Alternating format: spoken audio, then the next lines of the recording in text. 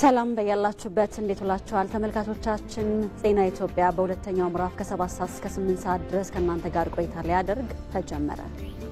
ነጻነት ፍቅሩና ሰለሞን ኃይለ ኢየሱስ የቀጥታ ስርጭቱን እየመራን ቆይታ እናደርጋለን። የተወደዳችሁ አበይት ጉዳዮችን እናስቀድማለን።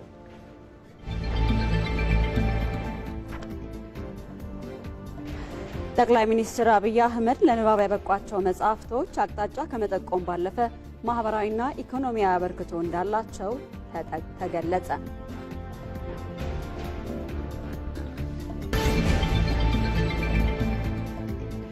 በአፋር ክልል ኃይሌ ጉብ ተራራ ላይ የተከሰተውን አዲስ የእሳተ ገሞራ ፍንዳታ የሚያጣራ የባለሙያዎች ቡድን ወደ ስፍራው መላኩ ተገለጸ።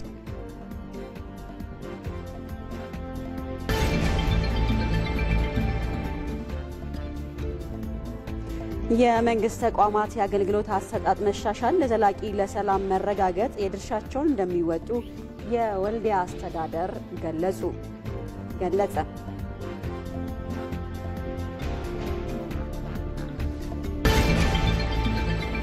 ኢትዮጵያ ያለማቻቸው የቱሪስት መዳረሻዎች የህብረ ብሔራዊ አንድነት መገለጫ እየሆኑ ስለመምጣታቸው ሌላኛው ጉዳያችን አድርገን ይዘነዋል።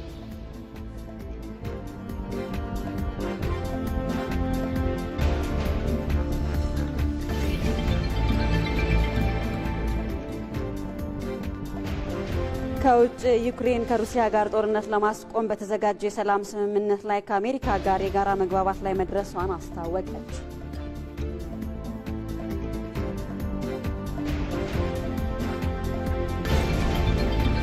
የአውሮፓ ሻምፒየንስ ሊግ አምስተኛ ዙር ጨዋታዎች ትናንት መደረግ ሲጀምሩ ተጠባቂ የነበረው ቼልሲና የባርሴሎና ጨዋታ በቼልሲ አሸናፊነት ተጠናቋል። ከስፖርት ዓለም አቀፍ የመረጥነው ጉዳይ ሆኖ ይዘልቃል።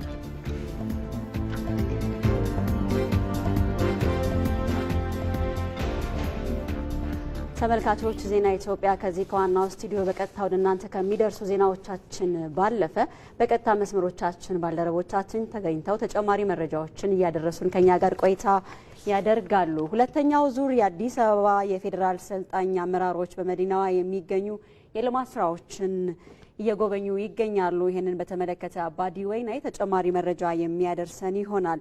ወደ ባህር ዳር እናቀናለን። ሳሙኤል ወርቃየው በተለይም ደግሞ የአማራ ክልል ከፍተኛና መካከለኛ አመራሮች በባህር ዳር ከተማ የተለያዩ የልማት ስራዎችንም እየጎበኙ ይገኛሉ። እዚህ ጉዳይ ላይም ተጨማሪ መረጃ የሚያደርሰን ይሆናል። በኢትዮጵያ የእጽዋት ደህንነትን ለመጠበቅና ወራሪ ተባዮችን ለመከላከል እንዲሁም ደግሞ የእጽዋት ጥበቃ ኳራንታይን አዲስ አዋጅ ስለመዘጋጀቱም ተነግሯል። ይህንን በተመለከተ አዋጁ ምን ጉዳዮችን አካቷል የሚለውን ባየሙላት በቀጥታ መስመራችን በመገኘት መረጃዎችን ያደርሰናል።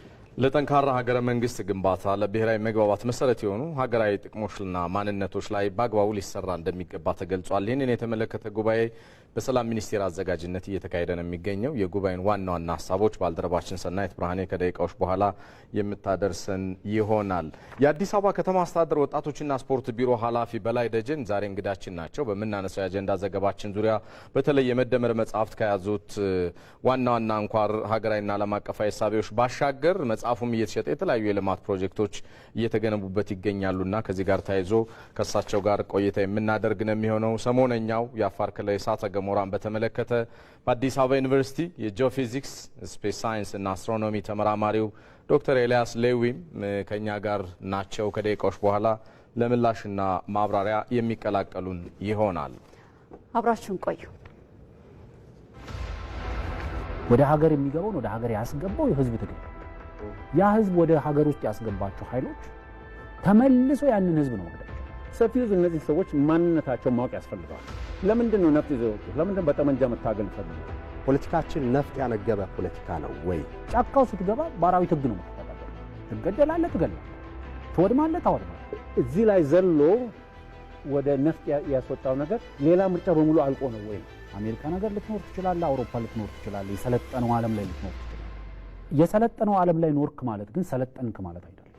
የሀገር ጉዳይ ዛሬ ምሽት 3 ሰዓት ከሩብ በኢትዮጵያ ቴሌቪዥን። ወደ ቀዳሚው ዘገባ እንሻገራለን። ኢትዮጵያ ውጤታማ ተሳትፎ ያደረገችበት በአንጎላ ዋና ከተማ ሉዋንዳ የተካሄደው 7ኛ የአፍሪካ ህብረትና የአውሮፓ ህብረት የመሪዎች ጉባኤ ተጠናቀቀ። የአፍሪካና የአውሮፓ ህብረት የመሪዎች ጉባኤ በፖለቲካ በንግድና በኢንቨስትመንት ያላቸውን ቁርጠኝነትና በጋራ ለመስራት ያረጋገጡበት ይሄው ጉባኤ ሲጠናቀቅ የተለያዩ ውሳኔዎችም የተላለፉበት ነው። በጉዳዩ ዙሪያ ዘጋቢያችን መሐመድ አልቃድር ከስፍራው ተከታዩን አድርሶናል። 7ኛው የአፍሪካ ህብረትና የአውሮፓ ህብረት የመሪዎቹ ጉባኤ በአንጎላ ሉዋንዳ ለ2 ቀናት ሲካሄድ ቆይቶ ተጠናቋል። በዚህ ጉባኤ ላይ ብዝሃ የሆነ ትብብር ለአፍሪካ እንዲሁም ለአውሮፓ ሰላም በሚል በሁለቱ ቀናት ጉባኤ ላይ ውይይት ሲካሄድ ነበር። አህጉሮቹ የጋራ የሆነ የጸጥታና የደህንነት ጉዳይ ከአረንጓዴ ልማት ጋር ተያይዞ በአረንጓዴ ልማቶች ላይ ለመስራት የሚያስችሉ ጉዳዮች ላይ እንዲሁም ለሰላምና ለብልጽግናቸው ለዲጂታላይዜሽን ስርዓታቸው መዘመን በጋራ መስራት እንዳለባቸው በዚህ ጉባኤ ላይ ተነስቷል።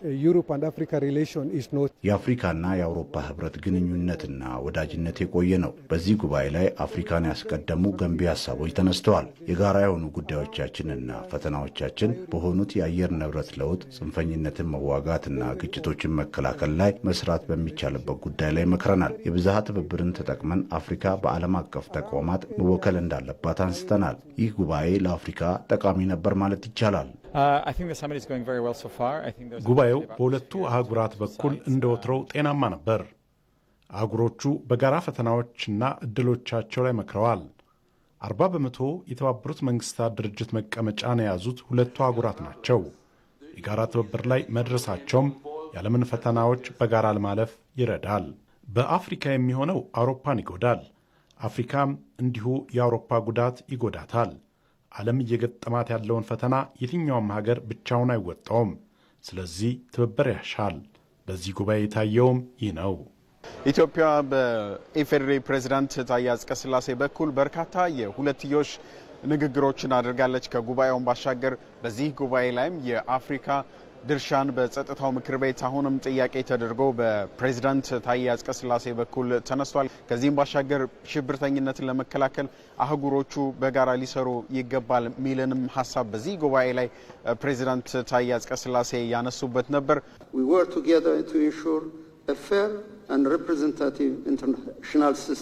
ብዝሃ ትብብርን ማጠናከር አሁን ባለው ተለዋዋጭና ኢተገማች ዓለም ውስጥ ለእድገትና ዘላቂ ሰላም የሚተካው ነገር አይኖርም። በዓለም አቀፍ ተቋማት ፍትሐዊና እኩል ውክልና ለታዳጊ ሀገራት መሰጠት አለባቸው። ኢትዮጵያ አፍሪካ በጸጥታው ምክር ቤት አስቸኳይ ውክልና እንደሚገባ አሁንም ታነሳለች። ዓለም አቀፍ የፋይናንስ ተቋማትም ትርጉም ያለው ማሻሻያ ማድረግ ይገባቸዋል። ማሻሻያ የማያደርጉ ተቋማት አሁንም ኋላ ቀርና ኢፍትሐዊ ሆነው ይቀራሉ። በመጨረሻ የአፍሪካን ተስፋ በወጣቶች ላይ አንድ ነገር ልበል። የአውሮፓ ህብረት በኢንቨስትመንት ፓኬጅ ለሰላም፣ ለታዳሽ ኃይል፣ ለዲጂታል ኢኮኖሚና ለአረንጓዴ ልማት የሚያደርገውን ድጋፍ የወጣቶችን ተስፋ የአፍሪካንም ግስጋሴ የሚያሳድግ ነው። አጠቃላይ ይህ ለ2 ቀናት ሲካሄድ የነበረው የአፍሪካ ህብረት እንዲሁም የአውሮፓ ህብረት ጉባኤ ስኬታማ ነበር ማለት ይቻላል።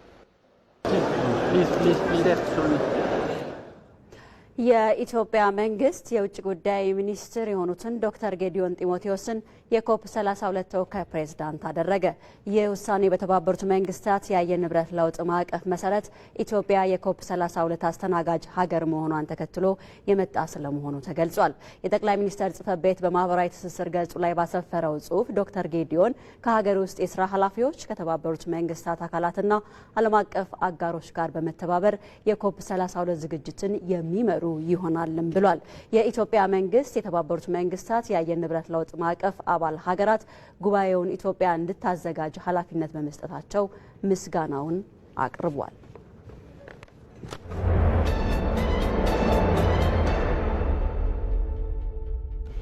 ተመልሰናል። የተወደዳችሁ እዚህ አዲስ አበባ ከሚገኘው ዋናው ስቱዲዮአችን በቀጥታ ስርጭት እየተከታተላችሁት የምትገኙት ዜና ኢትዮጵያ አጀንዳ ዘገባው ላይ ደርሷል። መግቢያችን ላይ እንዳስተዋወቅናችሁ ጠቅላይ ሚኒስትር አብይ አህመድ በተለያዩ ጊዜያት የጻፏቸው መጽሐፍት በተለይም ከያዟቸው ሀገራዊና ዓለም አቀፋዊ እሳቤዎች ጎን ለጎን መጽሐፍቶችም እየተሸጡ የተለያዩ ፕሮጀክቶች እየተገነቡበት ነው። ቀደም ሲል ያስተዋወቅናችሁ እንግዳችንም ከደቂቃዎች በኋላ የሚቀላቀሉን ይሆናል። ከዛ አስቀድሞ ይህን ዘገባ ልንጋብዛችሁ ነው። ጠቅላይ ሚኒስትር አብይ አህመድ ለንባብ ያበቋቸው መጽሐፍቶች ለሀገር ሁለንተናዊ እድገት አቅጣጫ ከመጠቆም ያለፈ አበርክቶ እንዳላቸው ይነገራል። በተለያዩ ጊዜያት ተመርቀው ለንባብ ያበቁት እነኚህ መጽሐፍቶች ታዲያ ሽያጫቸው በርካታ ቤተ መጽሐፍቶች፣ የስፖርት ማዘውተሪያዎችና የቱሪዝም መዳረሻዎችም የተገነቡበት ነው። በጉዳዩ ዙሪያ ዘጋቢያችን አሸናፊ እንዳለ ተከታዩን አጠናቅሯል። ጠቅላይ ሚኒስትር አብይ አህመድ መደመር፣ የመደመር መንገድ፣ የመደመር ትውልድና የመደመር መንግስት በተሰኙት መጽሐፍቶቻቸው የኢትዮጵያን የማንሰራራት ጉዞ እውን የሚያደርጉ የመፍትሄ አማራጮችንና አዲስ የፖለቲካ እሳቤን አመላክተዋል። በቅርቡ ለገበያ የዋለውና በርካቶች እያነበቡት የሚገኘው የመደመር መንግስት መጽሐፍ እዚህ አሁን በሚገኝበት በጃፋር ቤተ መጽሐፍት እንዲሁም በኢትዮፋጎስ መጽሐፍ መደብር እየተሸጠ ይገኛል። የኢትዮጵያ እድገትና ብልጽግና እንዲረጋገጥ የመፍትሄ አማራጮችን የሚጠቁሙት የጠቅላይ ሚኒስትር አብይ አህመድ መጽሐፍቶች አዲስ የፖለቲካዊ ፍልስፍና ሀሳቤን ከመጠቆም ባለፈ የመጽሐፉ ሽያጭም በሀገሪቱ የተለያዩ አካባቢዎች በርካታ ትምህርት ቤቶች፣ ቤተ መጻሕፍት፣ ሙዚየሞች፣ የስፖርት ማዘውተሪያዎችና ሌሎችም እውን እንዲሆኑ ምክንያት ሆኗል። ጥቅምት 8 2012 መደመር፣ የካቲት 27 2013 የመደመር መንገድ፣ መጋቢት 9 2015 የመደመር ትውልድ፣ መስከረም 6 2018 ደግሞ የመደመር መንግስት ተመርቀዋል። በእነዚህ መጽሐፍቶች ሽያጭ የመደመር መንግስትን ሳይጨምር እውን የሆኑ ስራዎችን እንመልከት።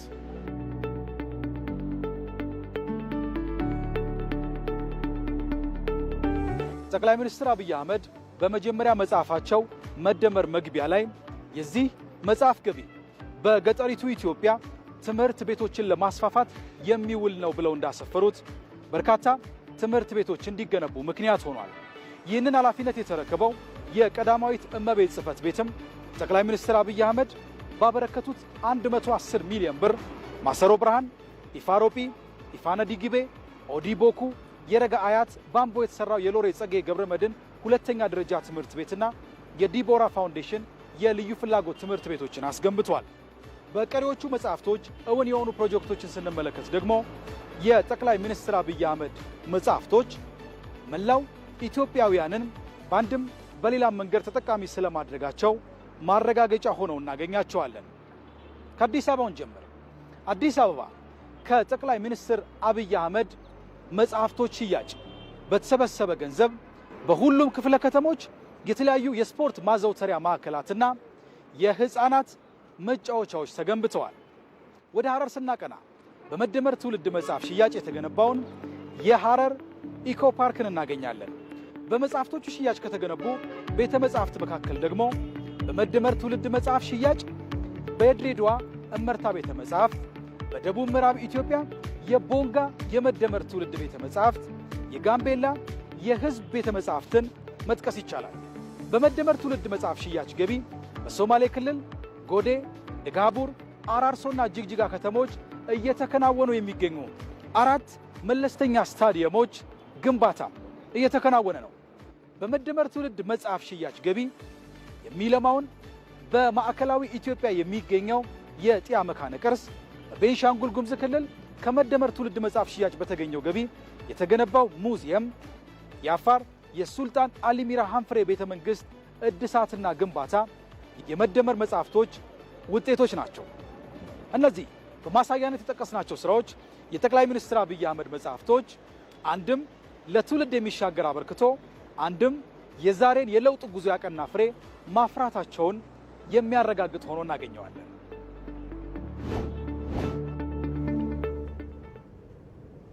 እዚህ ጉዳይ ላይ ቆይታ እናደርጋለን። ተጨማሪ ሀሳቦችን ለማንሳት ስቱዲዮ እንግዳ ጋብዘናል። እንግዳችን ቀደም ሲል እንዳስተዋወቅናችሁ የአዲስ አበባ ከተማ አስተዳደር ወጣቶችና ስፖርት ቢሮ ኃላፊ በላይ ደጀን ናቸው። ከኛ ጋር ጥቂት ቆይታ ያደርጋሉ። እንግዳችን ስለመጡ እናመሰግናለን። መልካም። ቀደም ሲል እንግዲህ የጠቅላይ ሚኒስትር አብይ አህመድ መደመር መጽሐፍቶች እንግዲህ በርካታ የሆኑ እሳቤዎች አላቸውና ነገር ግን ከነዚህ እሳቤዎች ባሻገር የመጽሐፍቶቹ ሽያጭ ለተለያዩ ፕሮጀክቶች ጥቅም ላይ እንዲውሉ እየተደረገ ይገኛል። እንደው ከያዙት ሀሳብ ባሻገር በተግባር በሀገሪቱ ያመጡት ለውጥ ምንድናቸው ማለት እንችላለን? በጣም ጥሩ። እንግዲህ የመደመር መጽሐፍን በተመለከተ ክቡር ጠቅላይ ሚኒስትራችን ኃላፊነት ከተረከቡ በኋላ ተከታታይ 4 መጽሐፍቶችን ጽፈዋል። በተለይ ደግሞ እነዚህ 4 መጽሐፍቶች የተጻፉት ሀገራችን ኢትዮጵያን እየመሩ ሀገር እየመሩ ሌት ተቀን የጻፉበት መንገድም ሲታይ ከየትኛውም በላይ በሞዴል አመራርነት መገለጽና ተሞክሯቸውንም በአፍሪካም በዓለም አቀፍ ደረጃም ለመሪዎችም የሚያጋራ ነው ብዬ አስባለሁ። ይሄ እንግዲህ ከመጽሐፉ ሽያጭ የተገነቡትና የተሰሩት ስራዎችን ባሻገር ትልቁ ኢትዮጵያውያንን አንድ የሚያደርግ መጽሐፍ ነው የመደመር መጽሐፍ። በተለይ ደግሞ የወደፊት ሀገር ተረካቢ የሆነው ትውልድ ወጣቶች፣ ህጻናትን የፖለቲካ ተሳትፎና ተጠቃሚነታቸውን ከማረጋገጥ አኳያ ትልቅ አዎንታዊ አስተዋጽኦ አለው። በተለይ ደግሞ ወጣቱ ትውልድ በአሁኑ ሰዓት የሚነጋገር፣ የሚወያይ፣ የሚከራከር ሀሳቡን በነጻነት የሚያነሳበት ሲያምንም በምክንያት ጥያቄዎቹን ሲያነሳም በምክንያት በሀሳብ የበላይነት በክርክር የሚያምን ትውልድ ሆኖ እንዲቀረጽ በማድረግ ረገድ ትልቅ ፖለቲካዊ አስተዋጽኦ አለው።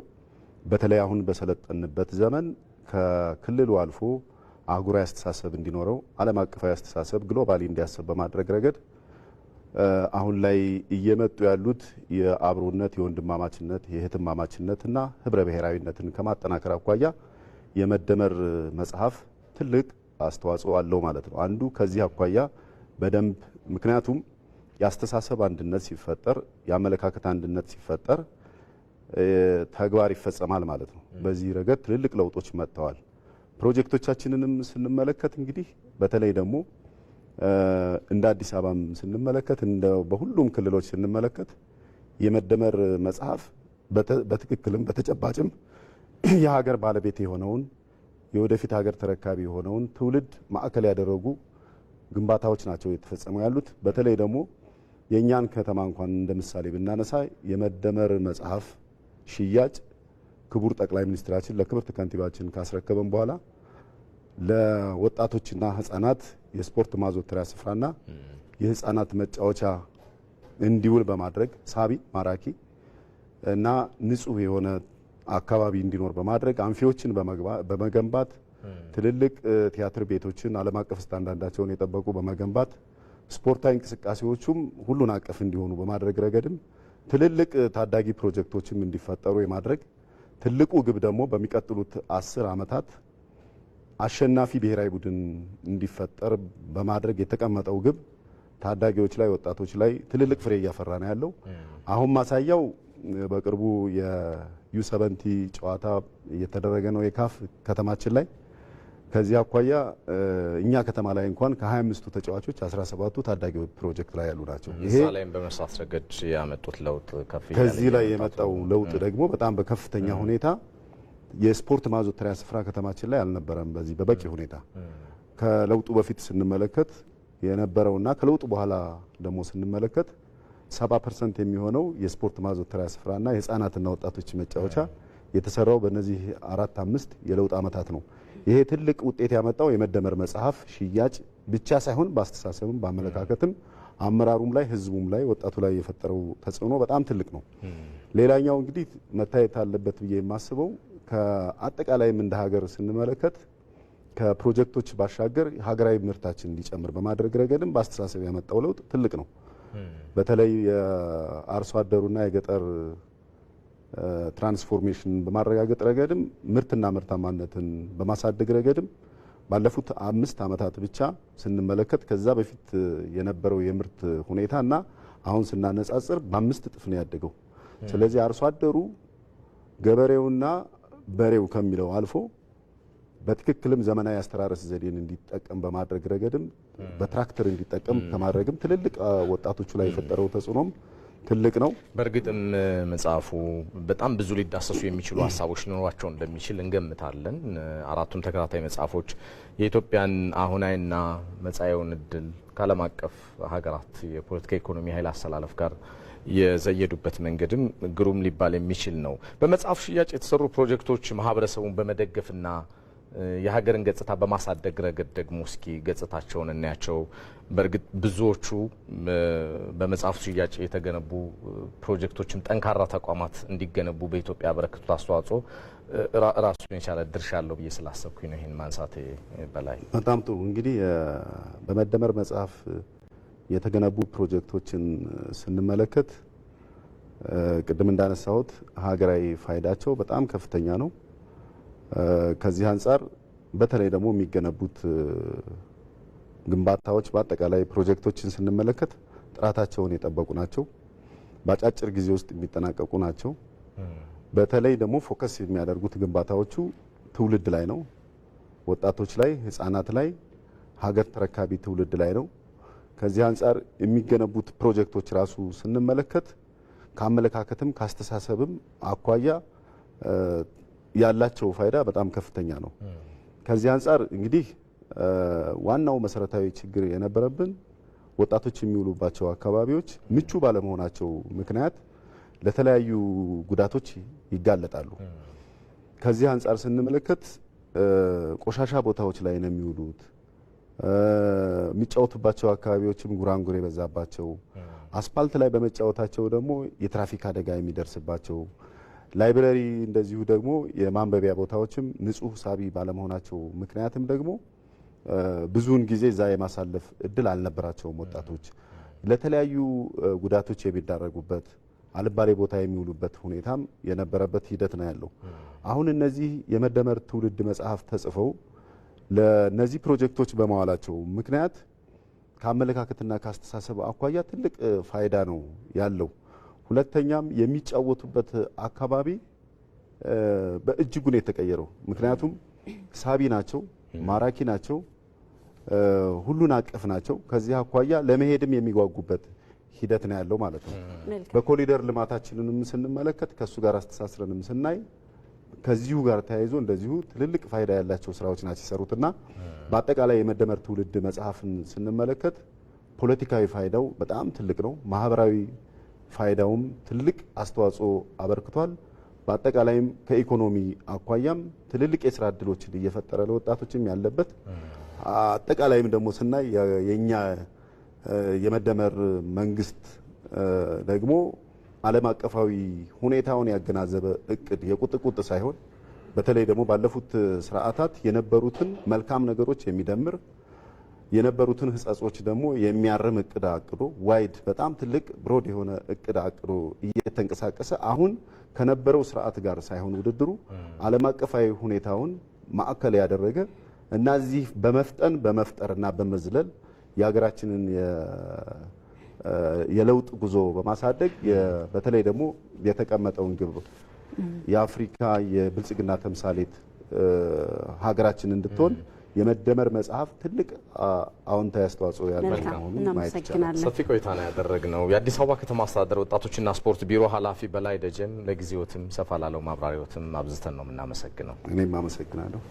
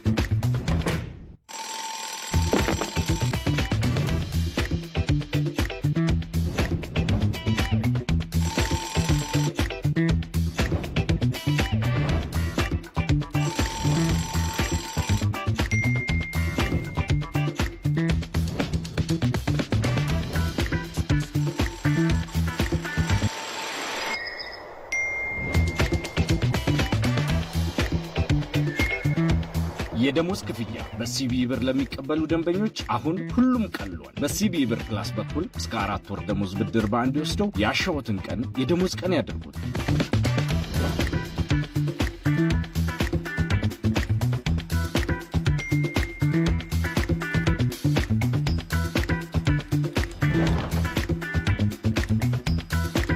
የኢትዮጵያ ንግድ ባንክ ሁሌም የሚተማመኑበት ባንክ።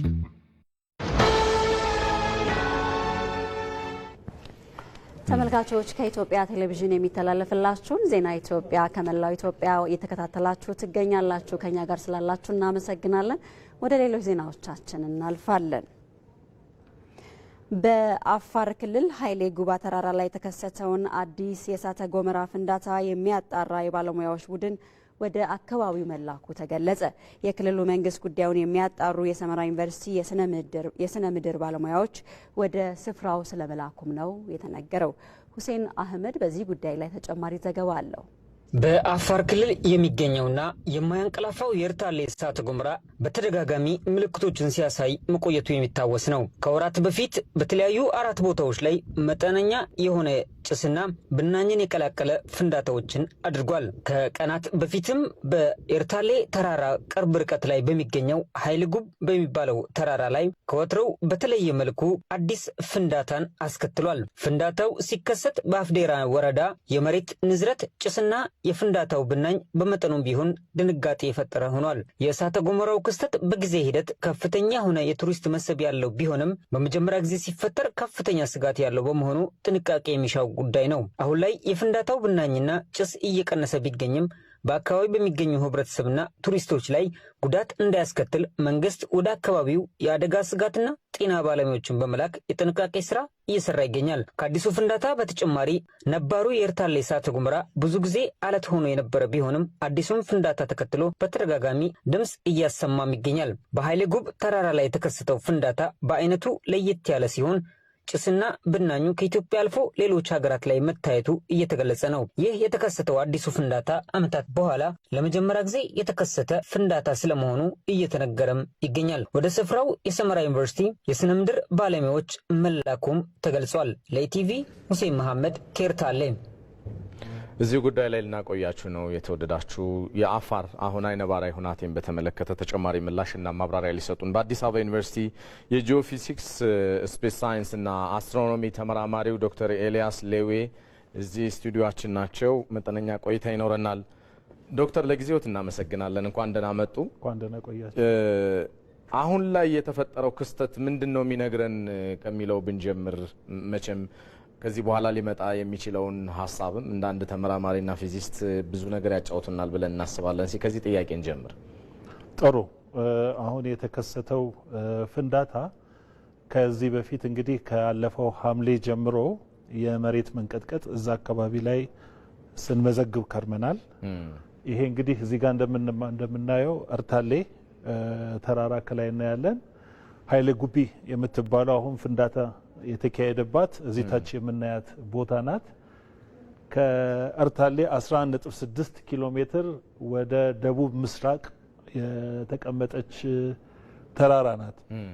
ወል የፍንዳታ ወይም የእሳተ ገሞራ ማዕከል ብሎ ይሻላል እና ከዚህ ከኤርታሌ ጀምሮ በሐምሌ አካባቢ ላይ የቅልጥ አለት መፍሰስ ታይቶ ነበር እዛ ላይ። ከዛ ጊዜ ጀምሮ ወደዚህ ወደ ደቡብ መሬት ውስጥ ለውስጥ ቅልጥ አለት እየተጓዘ መውጫ ሲፈልግ ነበር። ከዚህም አልፎ የአፍዴራ ከተማ ጋር ተጠግቶ ነበረ።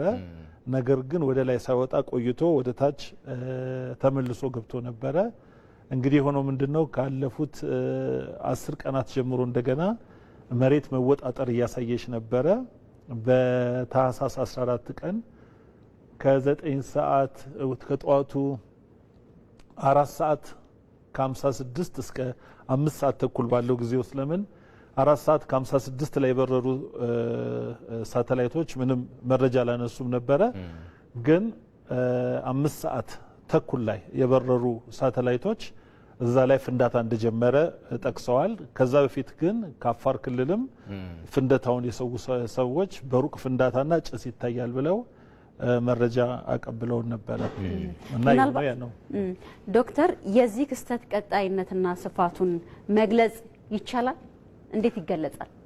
አዎ እንግዲህ በአጠቃላይ ስፋቱ የሚለው ቅልጣለት መሬት ላይ የፈሰሰ አልታየም። ነገር ግን ወደ ሰማይ የአመድ እና ከዛ በኋላ ደግሞ ተከትሎ የልዩ ልዩ ጋዞች ረጭቷል። በተለይ እዚህ ጋር የምናየው የሰልፈር ዳይኦክሳይድ ብለን የምንለው ጋዝ የዛ ጋዝ ልቀትና አካሄድን ነው የሚያመለክተው። እንግዲህ ከቀይ ባህርም አቋርጦ ወደ ሳውዲ አረቢያና ወደ ሌላ አካባቢም ሄዷል እና እንግዲህ ይሄ ነገር ሲከሰት አሁን በዚህ አካባቢ ላይ ብዙ ጊዜ አሁን አንዳንድ የሶሻል ሚዲያም ላይ እንደምንሰማው በመቶ ዓመት የመጣ ነው የሚሉም ልዩ ልዩ እንትኖች አሉ። ነገር ግን ከዚህ በፊት ከኤርታሌ በስተሰሜን ምዕራብ ያለ አሉ ዳላፊላ ተብሎ የሚታወቅ ተራራ ላይ እንዲሁ ፍንዳታ ተካሂዶ ነበር። ከዛ ደግሞ ከዚህም ወረድ ብሎ በስተ ደቡብ ምስራቅ ያለ ናብሮ የሚባል ተራራ ያኛ 2001 በኢትዮጵያን አቆጣጠር ነበር። 2003 ላይ ደግሞ የኤርትራ ድንበርና የኢትዮጵያ ድንበር ላይ ያለ ናብሮ የሚባል ተራራ እንደዚሁ ፈንድቶ ነበር። የዛን ጊዜ እንደውም የናብሮ ተራራ ፍንዳታ ሲካሄድ አመዱ እስከ መቀሌና ደሴ ድረስ የሸፈነ በመሆኑ በዛ አካባቢ ላይ የአውሮፕላን በረራ እንዳይኖር አቁመን ነበር የዛን ጊዜ ማለት ነው። ያሁኑ ከዛ ጋር ሲታይ ትንሽ አነስ ያለ ነው ማለት ነው እና በዚሁ አካባቢ ላይ ባለፉት እንግዲህ 2 አስርተ ዓመታቶች ሶስተኛው ፍንዳታ ነው ሲካሄድ ማለት ነው። ይሄን የመጨረሻ ጥያቄ እናደርገዋለን ዶክተር። እንግዲህ ከዚህ በፊት በአካባቢው ያው የአካባቢው መልክዓ ምድርም ለመሬት ንዝረት የተጋለጠ እንደመሆኑ በተለያየ ሬክተር ስኬል የተለኩ የመሬት ንዝረቶች ሲከሰቱ ሊደረግ ስለሚገባውም ጥንቃቄ ሲነግሩን የቆዩትን ያክል አሁን ባለው የእሳተ ገሞራ ምናልባት ሊደረግ የሚገባው ጥንቃቄ ካለ ምናልባት ማህበረሰቡ እዛ አካባቢ ተጎጂ እንዳይሆን የማሸሽ ወይ ደግሞ ከአካባቢው ወደ ሌላ ቦታ የማስፈር በመንግስት በኩል ሊደረግ የሚገቡ ጥንቃቄዎች ካሉ እሱን እንዲነግሩን ብዬ ነው ይሄን ማንሳቴ። ምንድን ነው እንግዲህ ይሄ እዚህ ጋር አሁን የምናየው ከሳተላይት ያገኘናቸው ወይም የዚህ ርቀት ዳሰሳ ላይ ያገኘናቸው መረጃዎች የመሬት እንዴት እንደምትወጣጠር እንዴት እየተከታተልን ከሐምሌ ጀምሮ አሁን ይሄ በልዩ ልዩ ጊዜ የተነሱ እንዴት ነው የተወጣጠረች እንደነበር የሚያሳይ ነው። ሰዎችን ማውጣት ከሚለው ይልቅ እንዴት አብረን እንደምንኖር መማር አለብን የሚለው ጋር ብንሄድ በጣም ጥሩ ይመስለኛል። ከእሳተ ገሞራው ጋር አዎ ይሄ እንግዲህ ምንድነው ስምጥ ሸለቆ ነው። አሁን የበፊቱ ያለፈው ፈንታሌ የምናወራው የምስራቅ አፍሪካ ስምጥ ሸለቆ ላይ ወይም የኢትዮጵያ የዋናው የኢትዮጵያ ስምጥ ሸለቆ የሚባለው ላይ የተካሄደ ሲሆን ይሄኛው ደግሞ የቀይ ባህር ስምጥ ሸለቆ የምንለው ጋር ነው። እንግዲህ 3 ስምጥ ሸለቆች ናቸው ኢትዮጵያ ውስጥ ያሉት። ከዚህ የቀይ ባህር ስምጥ ሸለቆ አለ፣ የኤደን ባህር ሰላጤ ስምጥ ሸለቆ አለ፣ ከታች በኩል ደግሞ የምስራቅ አፍሪካ ስምጥ ሸለቆ ሶስቱ የሚገናኙበት ቦታ ወደዚህ ወደ ሎጊያ አካባቢና እዛ አካባቢ ላይ ነው። አሁን ይሄ የቀይ ባህር ስምጥ ሸለቆ እጅ ላይ ነው እየተካሄደ ያለው ይሄ ነገር። እነዚህ ስምጥ ሸለቆች እንግዲህ መሬት እዛ ጋር አዲስ ማግማ ይመጣል፣ ይሰፋል፣ መሬት ትወርዳለች። ወደፊት በዘመናት በሚሊዮን ዓመታቶች ውሃ ለመቀበል እየተዘጋጀ ያለ ቦታ ስለሆነ ይህ ነገር የሚቀጥል ነው። አንዱ ጋር ዛሬ ሌላ ሌላ ጊዜ ሌላ ጋር ይሄዳል። ስለዚህ ማድረግ ያለብን ምንድነው እሱ እሳተ ገሞራ በሚከሰትበት ጊዜ ምንድነው ማድረግ ያለብን? መሬት መንቀጥቀጥ በሚከሰትበት ጊዜ ምንድነው ማድረግ ያለብን? በተለይ አሁን እንደዚህ አይነት አመዶች በሚረጩበት ጊዜ ለሳምባ ካንሰር ምናምን የሚያጋልጡ ሊሆኑ ስለሚችሉ ፍንዳታው ባለበት ሰሞን ላይ የማስኮች መጠቀም ያስፈልጋል። አሁን ይሄ እንትኑ ምንድነው እሱ አመዱ ሄዶ የሰፈረበት ቦታ ላይ ይሄ አርብቶ አደሮች የሚያበሉት ሳር ምናምን በሙሉ ይሸፈንባቸዋል ለተወሰነ ጊዜ። ውሃ ውስጥ በሚገባበት ጊዜ ከመሬት ውስጥ አብሮ የሚወጣው ኬሚካል የሚበክለው ነገር ይኖራል። እንግዲህ ለዚህ ልዩ ልዩ ባለሙያዎች ስላሉ እነዛ ባለሙያዎች ጥናት እያጠኑ መደረግ ያለበትን ቅድመ ጥንቃቄ፣ ፍንዳታ አካባቢ ያሉ ሰዎች ደግሞ ማድረግ ያለባቸው የማስክ አይነት በሕክምና ባለሙያዎች የሚወሰን ይሆናል። ምን አይነት የማስክ አይነት ነው መጠቀም ያለባቸው የሚለውን እነዚህ ነገሮችን ጥንቃቄዎችን ማድረግ ያስፈልጋል። ለጊዜው ሰፊ ቆይታ ያደረግን ይመስለኛል። በአዲስ አበባ ዩኒቨርሲቲ የጂኦፊዚክስ ስፔስ ሳይንስ እና አስትሮኖሚ ተመራማሪው ዶክተር ኤርያስ ለዌ ለጊዜዎትም ለሀሳቦትም በተመልካቾች ስም እንደወልቱ አብዝተን ነው የምናመሰግነው። ወደ ሌላ ዜናችን እናልፋለን። በኢትዮጵያ በሁሉም ማዕዘናት የሚገኙ መዳረሻዎች በልዩነት ውስጥ አንድነት የሚስተዋልባቸው ናቸው። ይህንን ልዩ ውበት ለመመልከት በርካታ ጎብኚዎች ወደ ኢትዮጵያ ቢመጡም ኢትዮጵያውያን ግን የራሳቸውን ድንቅ ውበትና ህብረ ብሔራዊነት በአግባቡ አውቀውታል ወይ የሚለው ጥያቄ ውስጥ የሚገባ ነው። የኢትዮጵያ የቱሪዝም መዳረሻዎች የህብረ ብሔራዊነት መገለጫ እንዲሆኑ ለማስቻል ደግሞ በርካታ ስራዎች እየተሰሩ ይገኛሉ። ይህንን በተመለከተ ባልደረባችን አሸናፊ እንዳለ ተከታዩን ዘገባ አዘጋጅቷል። በአንድ የጋራ ሰንደቅ እልፍ ውበት የሚገለጽባት ኢትዮጵያ የበርካታ ቋንቋ ባህልና ማንነት ባለቤት መሆኗ የልዩነት ምክንያት አልሆኑባትም። በሁሉም ማዕዘናት የሚገኙ መዳረሻዎች አንድነትን መሰረቱ የተጋመደ ህብረ ብሔራዊነትን ያሳያሉ። ኢትዮጵያውያን መልካቸው ብዙ፣ ውበታቸው ደግሞ ታይቶና ተመርምሮ የማያልቅ ነው። ኢትዮጵያ ውስጥ እጅግ ከፍተኛው ቦታ በሺህ ሜትር ከፍታ የሚገለጹ ቦታዎች ያሉበት ዝቅተኛ ቦታም ያለበት ሀገር።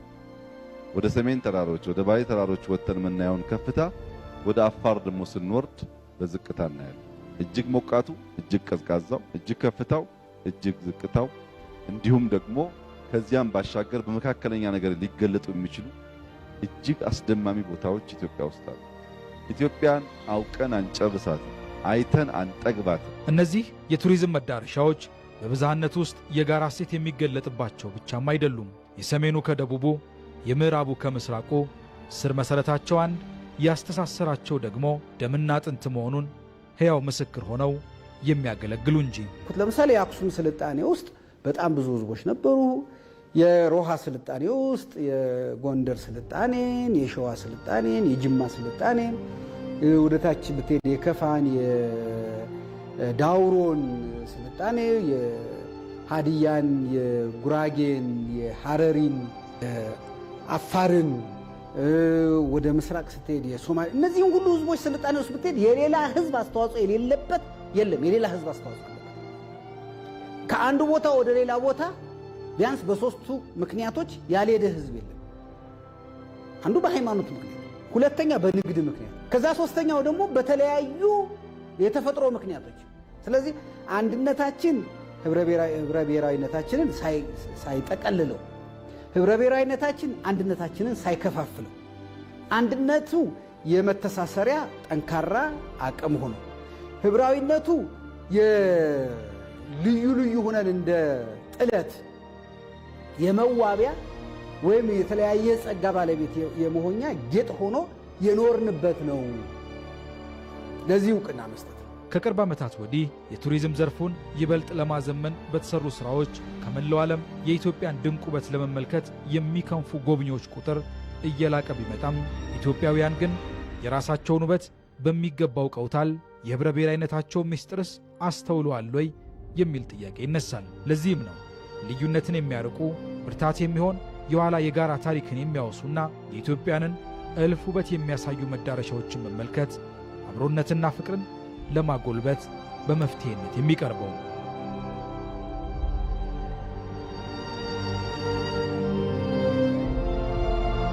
ማሳየት፣ ማስተዋወቅ፣ ስቆ በትህትና እንግዳን አክብሮ ማገልገል ላይ ብዙ ስራ ይጠበቅብናል።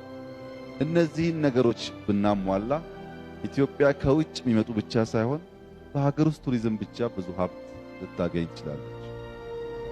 ከ100 ሚሊዮን በላይ ህዝብ ያለበት ሀገር 5 እና 10 ሚሊዮኑ ከክልል ክልል ቢንቀሳቀስ ቀላል የገቢ ምንጭ አይደለም። ከዚያም ባሻገር ደግሞ ባህልን፣ ዕውቀትን፣ ልምድን ለመወራረስና ይበልጥ ኢትዮጵያዊነትን ለማሳደግም ያግዛል። እነዚህን የኢትዮጵያን ማራኪ የሚዳሰሱና የማይዳሰሱ ቅርሶች ለመመልከት የኢትዮጵያውያን ድንቅ እንግዳ ተቀባይነት ባህል ለአገር ልጅ ብቻ ሳይሆን ለሁሉም የተረፈ ነው።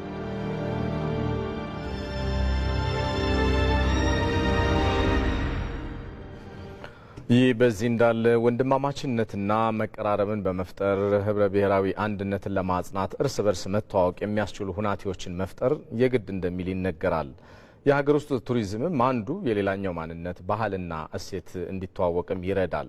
ይህ መንገድም ህብረ ብሔራዊነት አንድነቷ የተጠበቀች ኢትዮጵያን ለመገንባትና እውን ለማድረግ ቱሪዝም የሀገረ መንግስት ግንባታ አንድ አካል አድርጎ መስራት እንደሚጠይቅም የዘርፉ ባለሙያዎች ይመክራሉ። በጉዳዩ ዙሪያ ዘጋቢያችን መስከረም ቸርነት ተከታዩን ይዛለች።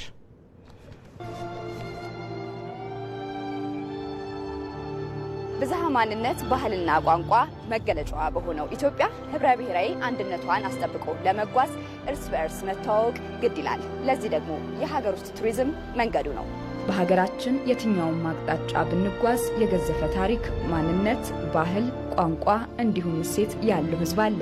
እንደ ኢትዮጵያ ብዝሃ ማንነት ባለበት ሀገር ደግሞ በልዩነት ውስጥ ያለን ውበት በአንድነት ገመድ አስሮ ህብረ ብሔራዊነት አስቀጥሎ መጓዝ አስፈላጊ ነው።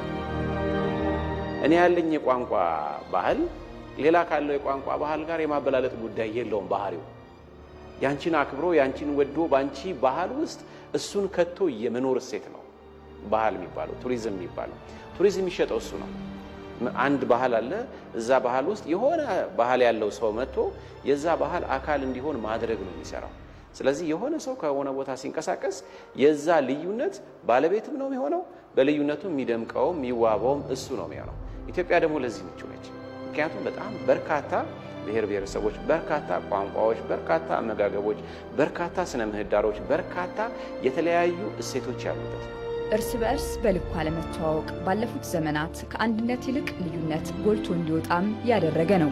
ይህንን እውነታ ለመቀየር አንዱ የሌላውን ባህልና እሴት አክብሮ እንዲሁም እውቅና ሰጥቶ በልዩነት ውስጥ ለመድመቅና ህብረ ብሔራዊነትን ለማስጠበቅ የሀገር ውስጥ ቱሪዝም ወሳኝ ነው። ልዩነት የመዋብ ምልክት ነው። የሚያሳምረው ደግሞ አንድነት ሲፈጠርለት። ስለዚህ ልዩነታችንን ወደ አንድነት የሚያመጣ ውበትን ለመፍጠር ሁል ጊዜ ኢትዮጵያ ያላትን እሴትና ባህል ማየት፣ መመልከት፣ መጎብኘት ያስፈልጋል። በዚህ ረገድ በጣም በርካታ ስራዎችን መስራት ይጠበቅብናል። ሰዎች በተለያየ መንገድ ቦታው ላይ ባለመገኘታቸውና ባለማወቃቸው የሚፈጠሩ ነገሮች ሊኖሩ ይችላሉ። እነዚህን ነገሮች ለመፍታትና ለማሻሻል ወደ ተለያየ ቦታ ሰዎች ቢሄዱና ቢመለከቱ የሚደነቁበት፣ የሚያምሩበት፣ የሚደምቁበት፣ እነሱነታቸውን ከፍ አድርገው የሚያሳዩበት የልዩነታቸው ጥሩ ውበት፣ የልዩነታቸው ጥሩ ማማር፣ የእነሱነታቸው መገለጫና በእነሱ ውስጥ ያለው እያንዳንዱ ፖይንት ሲገጣጠም ኢትዮጵያ እንደሚሆን የሚመለከቱበት እድል ይፈጥርላቸዋል። በኢትዮጵያ የቱሪዝም ጸጋዎችን በመጠቀም የሀገር ውስጥ ቱሪዝምን በማበረታታት ወንድማማችነትን በመፍጠር ቱሪዝሙ የሀገረ መንግስት ግንባታ አንድ አካል እንዲሆን መስራት ይጠይቃል። አንዱ የባህል ልማት፣ የቱሪዝም ልማት የህዝቦችን ማቀራረብ፣ ታሪክን ማስተላለፍ እንዲሁም ደግሞ ስራን መፍጠርና ገቢ መጨመር ነው። ዳየሹ የቱሪዝሙ በጣም አኮሞዴቲቭ ነው። በጣም ብዙ የስራ እድል ይፈጥራል። በተለይ ለወጣቱ መልቲ ነው። ትራንስፖርቱ አለ፣ ሆቴሉ አለ፣ ቱር ጋይዱ አለ። እነዚህን አንድ ላይ ስለሚያመጣ በደንብ ተጠቅሞ ለምናስበው ሀገር ግንባታ ልንጠቀምበት ይገባል። ባለፉት 6 ዓመታት ሀገሪቱ ያሏትን የቱሪዝም ጸጋዎች የመለየትና የማልማት ስራ እየተከናወነ ነው። ቱሪዝም በሀገረ መንግስት ግንባታ ውስጥ ህዝቦችን በማቀራረብ ጉልህ አበርክቶ እንዲኖረው በትኩረት መስራትም ይሻል። የኢትዮጵያ የቱሪዝም ታሪክ እንደ ተቋም ካየነው 60 ዓመቱ በ60 ዓመት ውስጥ ኢትዮጵያ እንዳሰን አልጨረስንም። በዛ በመዳሰስ ውስጥ የየራሳችን አሻራዎች አሉ። ከመስህቦቻችን ውጪ ኢትዮጵያ እንግዲህ ቱሪዝም ከተባለ ባህሉ አለ፣ ስልጣኔው፣ ታሪኩ፣ ካልቸሩ መዓት ነገሮች ናቸው። ኢትዮጵያ ሰፊ ሀገር ናት። የብዝሃ ባህል የብዝሃ ህዝቦች ሀገር ናት እና ይሄ ኢትዮጵያ በሀገረ መንግስት ግንባታ ውስጥ ለምታስበው ለወል ትርክት ለምንለው የጋራ ትርክታችንን በማጠናከር ውስጥ የራሱ ሚና ይጫወታል። እዛ ሚና ውስጥ እንግዲህ ይሄ በቱሪዝም የምናገኛቸው በተለይ አሁን የተጀመሩ ለምሳሌ መስከረም ውስጥ የምናደርጋቸው የብሔር ብሔረሰቦች በዓላቶች የራሳቸው ሚናዎች እሱም በደንብ ተቋማዊ አድርጎ ህብረ ብሔራዊ አንድነቱን በጠበቀ መልኩ ለወል ትርክት በመጠቀም የሀገር ግንባታ ውስጥ የራሱ ሚና እንዲጫወት ማድረግ ያስፈልጋል። ቱሪዝም ህዝቦችን ያቀራርባል፣ አብሮነትን፣ ወንድማማችነትና አንድነትንም ያጎለብታል። ህብረ ብሔራዊ አንድነቷ የተጠበቀ ኢትዮጵያን ለመገንባት እርስ በእርስ መተዋወቅ፣ አንደኛው የሌላኛውን ባህል አውቆና እውቅና ሰጥቶ በህብረ ብሔራዊ አንድነት ውስጥ መድመቅ ጊዜው የሚጠይቀው ጉዳይ ነው። ለዚህ ደግሞ የሀገር ውስጥ ቱሪዝምን ማሳደግ ያስፈልጋል።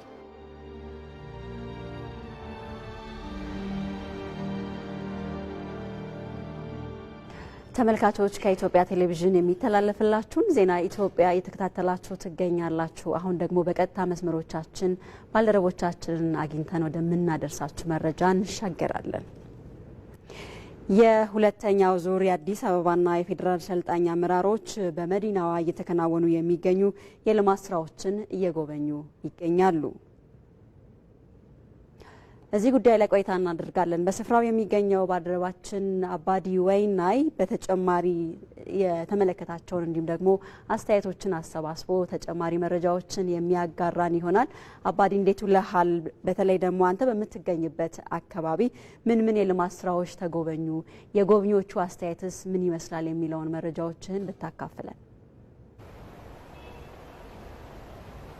አመሰግናለሁ። እንግዲህ አንቺም ቀደም ብለሽ እንደጠቀሽው ሁለተኛ ዙር የፌዴራልና የአዲስ አበባ አሰልጣኝ አመራሮች በከተማዋ እየተከናወኑ የሚገኙ የተለያዩ የመሰረተ ልማት ስራዎችን ሲመለከቱ ነበር። በተለይም ከተመለከቷቸው የመሰረተ ልማቶች መካከል ብንመለከት በቀዳሚነት ማንሳት የሚቻለው የወንዞች ዳርቻ የልማት ፕሮጀክት ተጠቃሽ ነው። በዚህ የልማት ፕሮጀክት አማካኝነት በርካታ ስራዎች እየተከናወኑ እንዳሉ አመራሮቹ ገልጸዋል። በተለይም አመራሮቹ የአራዳ ፓርክ ከዛ ባሻገርም የእሬቻ ፓርክን ሲጎበኙ ነበር። እነዚህ ፓርኮች ከተማዋ ውብ፣ ጽዱ እንድትሆን ለማስቻል ከፍተኛ አበርክቶ እየተጫወቱ እንደሚገኙ አንስቷል። በተለይም ከተማዋ የዘመናዊ እንድትሆን ከማስቻል ባለፈ በዓለም አቀፍ ደረጃ ያላትን መስህብነት ይበልጥ እንዲጨምር ለማስቻልና ዜጎቿ ምቹ ሆነው አጠቃላይ ከተማዋ ጽዱ እንድትሆን ለማስቻል እነዚህ ፓርኮች ከፍተኛ አስተዋጽኦ እንዳላቸው ጠቅሰዋል። ከዛ ባሻገርም ለነገ ትውልድ ታሳቢ በማድረግ እነዚህ ፓርኮቹ በርካታ መሰረተ ልማቶች ለታዳጊዎች የሚሆኑ መሰረተ ልማቶችን አሟልተው ነው የተገነቡት። በዚህም አጠቃላይ የአዲስ አበባ ምቹና ጽዱ ለማድረግ ከፍተኛ አስተዋጽኦ እንዳላቸው አመራሮቹ ሲያነሱ ነበር። ከዛ ባሻገርም ደግሞ አመራሮቹ ከገበኟቸው መሰረተ ልማቶች ወይም ደግሞ የልማት ስራዎች መካከል ብንመለከትም አንዱ የዘውዲቱ መታሰቢያ ሆስፒታል ይገኝበታል። ይህ ሆስፒታል በቅርቡ እንግዲህ ታድሶ ወይም ደግሞ ማሳፊያ ተደርጎለት መመረቁ የሚታወስ ነው። ታዲያ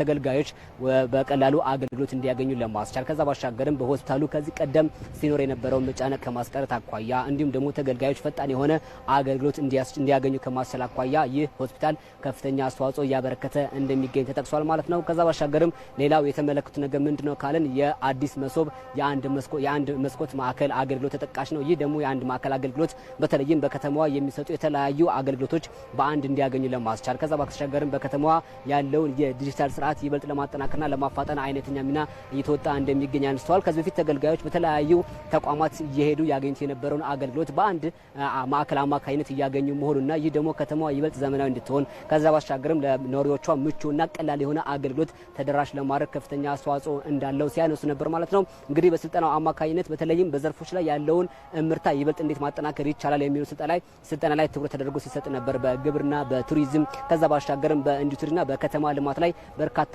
ስራዎችን እንዴት ማጠናከር ይቻላል የሚል ስልጠና ሲሰጥ ነበር። አመራሮቹ እንደገለጹት ከሆነ በከተማው ሲሰጥ የነበረው ስልጠና ይበልጥ አጠቃላይ በአካል እንዳገኙት በተግባር እንዳገኙት ይህ ደግሞ በቀጣይም ሊበልጥ ለመስራት እንደሚያነሳሳቸው ሀሳባቸውን ሲያነሱ ነበር ማለት ነው። እንግዲህ አመራሮቹ በተለያዩ ቦታዎችም እየጎበኙ ይገኛሉ። በሳይንስ ሙዚየም ጨምሮ በተለያዩ የልማት ስራዎችም ጉብኝት እያደረጉ ነው የሚገኙት። ለጊዜው ያለኝ መረጃ ይህንን ይመስላል።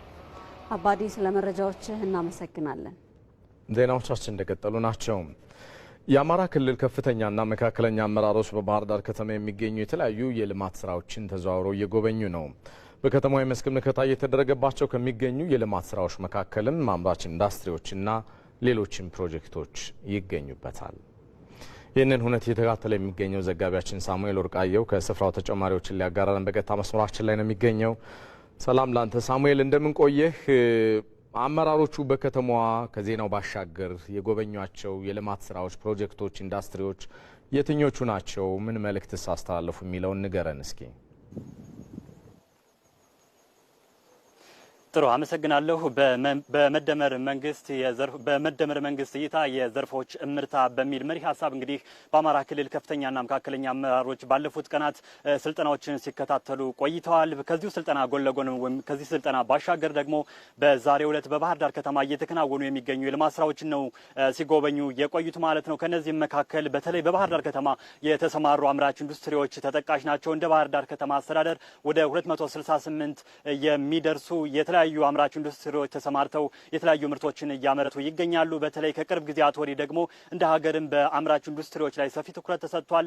ተኪ ምርቶችን እንዲሁም ለወጭ ንግድ የሚውሉ ምርቶችን ከማምረት አኳያም ሰፊ ትኩረት ተሰጥቶ እየተሰራበት ይገኛልና በዛሬው ዕለት በባህር ዳር ከተማ በተደረገው ጉብኝትም እነዚህ አምራች ኢንዱስትሪዎች ያሉበትን ደረጃ በተለይ ከብረታ ብረት ከምግብ ነክና ሌሎችም ምርቶችን የሚያመርቱ ጉብኝት ነበር ሲካሄድ የቆየው ማለት ነው። ከዛ ባሻገርም በተለይ እንግዲህ እንደ የጣና ዳር ኮሪደር ልማትን ጨምሮ የጣና ዳር ፕሮጀክቶች እንዲሁም የዓለም አቀፍ ስታዲየምን የባህር ዳር ዓለም አቀፍ ስታዲየምን ጨምሮ በርካታ ፕሮጀክቶች የዚሁ የጉብኝት አካል ናቸው። በተለይ እንግዲህ እነዚህ ጎብኚዎች ወይም ደግሞ የክልሉ ከፍተኛና መካከለኛ አመራሮች በስልጠናቸው ወቅት የተለያዩ ዘርፎችን ስልጠና ሲወስዱ ቆይተዋል። ከነዚህም መካከል የቱሪዝሙ ዘርፍ እንዲሁም የከተማ ልማት፣ የገጠር ልማት እንዲሁም የአምራች ኢንዱስትሪዎች የስልጠናው አካል እንደሆኑ ነው የገለጹት። ከስልጠናው ጎን ለጎን በተለይ እንግዲህ እንደ ሀገር የተሰጠው ትኩረትና በተለያዩ ዘርፎች እየመጡ ያሉ ለውጦችን በዚሁ በጉብኝት ማየት መቻላቸው ወይም ደግሞ መመልከት መቻላቸውን ነው ሀሳባቸውን ያነሱት ማለት ነው። በተለይ በአምራች ኢንዱስትሪው ዘርፍ እየተሰጠ ያለው ትኩረትና እየመጣ ያለው ውጤት በባህር ዳር ከተማ በተለይ እምርታ እያሳየ እንደሚገኝ ተመልክተናል ብለዋል። ከዛ ባሻገርም እንግዲህ የጣና ዳር ፕሮጀክቶችና የኮሪደር ልማት እንግዲህ ባህር ዳር ከተማን እያስዋቧት ይገኛሉ። በዛሬው ምልከታም በተለይ ለሌሎች ከተሞች ምሳሌ የሚሆን በሌሎች ከተሞችም ሊሰፋ የሚችል የልማት ስራዎችን መመልከት እንደቻሉና እነሱም በተለይ በባህር ዳር ከተማ የተመለከቷቸውን የልማት ፕሮጀክቶችን ወደ ተለያዩ አካባቢዎች በማስፋት እነሱም ልምድና ተሞክሮዎችን ወስደው እንደሚሰሩበት የገለጹበት የመስክ ምልከታ ነበር የተደረገው ማለት ነው። እንዳጠቃላይ እንግዲህ በስልጠናም የተገኘው እንዲሁም በጉብኝትም የተገኘውን ተሞክሮና ልምድ ወደ ተለያዩ አካባቢዎችም የማስፋት ስራዎችም እንደሚሰሩ ተመላክቷል። ለጊዜው ያለ መረጃ ይህን ይመስላል። ባልደረባችን ሳሙኤል ወርቃየሁ በገታ መስመራችን መረጃዎችን ስላጋራህ እናመሰግናለን። መልካም ጊዜ። ለጠንካራ ሀገረ መንግስት ግንባታ ለብሔራዊ መግባባት መሰረት የሆኑ ሀገራዊ ጥቅሞችና ማንነቶች በአግባቡ ሊለዩና ለተፈጻሚነታቸው ደግሞ ሊሰራ እንደሚገባ ተገልጿል። የሰላም ሚኒስቴር የጋራ ትርክት ለጋራ ሀገር በሚል ሀሳብ ከፌዴራልና ከክልል አመራሮችና ባለሙያዎች ጋር በአዳማ ውይይት እያካሄደ ይገኛል። እዚህ ጉዳይ ላይ ቆይታ እናደርጋለን። በዚህ ጉዳይ ላይ ተጨማሪ መረጃዎችን ልታደርሰን ባልደረባችን ሰናይት ብርሃኔ በቀጥታ መስመራችን ላይ ትገኛለች። ሰናይት እንዴት ውለሻል? በተለይ የጋራ ትርክትን በመገንባት ጠንካራ የሆነ ለሀገረ መንግስት ግንባታ የተቋማት ሚና በዚህ ውይይት ላይ ምን መሆን አለበት ተባለ? አመሰግናለሁ ነጻነት። የጋራ ትርክት ለጋራ ሀገር በሚል የሰላም ሚኒስቴር ዛሬ በአዳማ ከተማ ከፌዴራልና ከክልል ከተወጣጡ አመራሮችና ባለሙያዎች ጋር ውይይት እያደረገ ነው የሚገኘው። ቀደም ብዬ እንደገለጽኩት እንግዲህ እንደ ህዝብ ከድህነት ለመላቀቅ እንደ ሀገር ደግሞ ከፍ ብሎ ለመበልጸግ ከተፈለገ የመንግስት ተቋማት የህዝብ አገልግሎት ተልኳቸውን በብቃት ሊወጡ እንደሚገባና ለሰላም ግንባታው ደግሞ አስተዋጽኦቸውን ሊያበረክቱ እንደሚገባ ነው የተገለጸው። ሀገራት ተቋማቸውንና ሀገራዊ ማንነታቸው ላይ ጠንክረው ከሰሩ ጠንካራ የሆነ ሀገረ መንግስት እንደሚኖራቸው ይነገራል። ኢትዮጵያም እንግዲህ ጠንካራ የሆነ ሀገረ መንግስትን ለመመስረት በምታደርገው ሂደት ውስጥ መሰረት ለብሔራዊ መግባባት መሰረት ናቸው የተባሉ ሀገራዊ ማንነት እሴቶችና ጥቅሞች ላይ ትኩረት ተደርጎ ተለይተውና እንዲታወቁ ሊሰራባቸው ይገባል። ለተግባራዊነታቸው ደግሞ በጋራ መስራትን የሚጠይቅ ስለመሆኑ ነው በሰላም ሚኒስቴር የሰላም ግንባታ ሚኒስትር ዴኤታ አማካሪ አቶ ፍሬሰንበት ወልደ ትንሳኤ የገለጹት። አማካሪው አክለው እንደገለጹት ከሆነ የሀገር የሚገነባው በዜጎች አእምሮ ውስጥ እንደመሆኑ መጠን አንድ ዜጋ በተለያዩ ተቋማት ሄዶ አገልግሎትን በሚፈልግበት ሰዓት ተገቢውን የሆነ አገልግሎት ማግኘት እንዳለበት ገልጸዋል።